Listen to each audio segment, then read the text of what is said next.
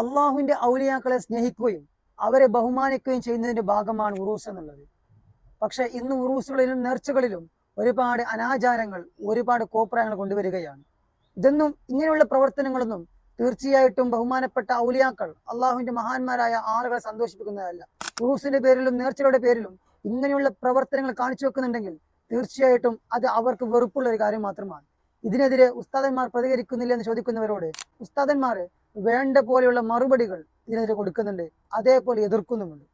ഈ ആനയും അമ്പാരിയും കൊട്ടുകുരവയൊക്കെ ഈ ഉറൂസ് നടക്കുന്ന സ്ഥലത്ത് കൊണ്ടുവരുന്നത് സുന്നത്ത് ജമാഅത്തിന്റെ ഉസ്താദുമാരാണെന്ന് ആരാണ് നിങ്ങളെ പറഞ്ഞ് പഠിപ്പിച്ചത്? നിങ്ങൾ അത് ആദ്യം മനസ്സിലാക്കണം. എവിടെയെങ്കിലും ആന പറഞ്ഞു കഴിഞ്ഞാൽ സലീം ഉസ്താദിന്റെ നവജവാക്കിന്റെ മണ്ഡലത്തിൽ ചാടി കയറാനുള്ളത്. അത് കൊണ്ടുവന്നത് ആരാണ് അവിടെ നടത്തുന്നത്?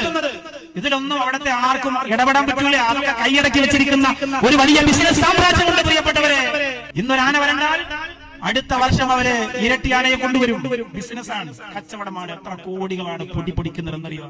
താത്തമാരൊക്കെ പൊരി നിന്നോണ്ട് നടക്കണണ്ടാല് 10 പൊരി വാരി ഒരെണ്ണകത്ത് പോകുമ്പോൾ റൊട്ടി പോയിട്ട് ഒന്നും മരക്കല്ലേ. പണം പണം പണം പണം. അവിടെ പിന്നെ പാർക്കായി, കളിയായി, ശരിയായി. അള്ളാഹുവിന്റെ ഔലിയാക്കളുടെ പേരിലാണെങ്കിലും ഒന്നുമില്ലാതെ കൊണ്ടോട്ട് നേർച്ച, വട്ടാമ്പി നേർച്ച, പെരുന്തൽമണ്ണ നേർച്ച, അങ്ങനെ പറഞ്ഞുണ്ടാക്കുന്ന തോന്നിവാസത്തിലാണെങ്കിലും പടത്തിനോട് സമാധാനം പറയും.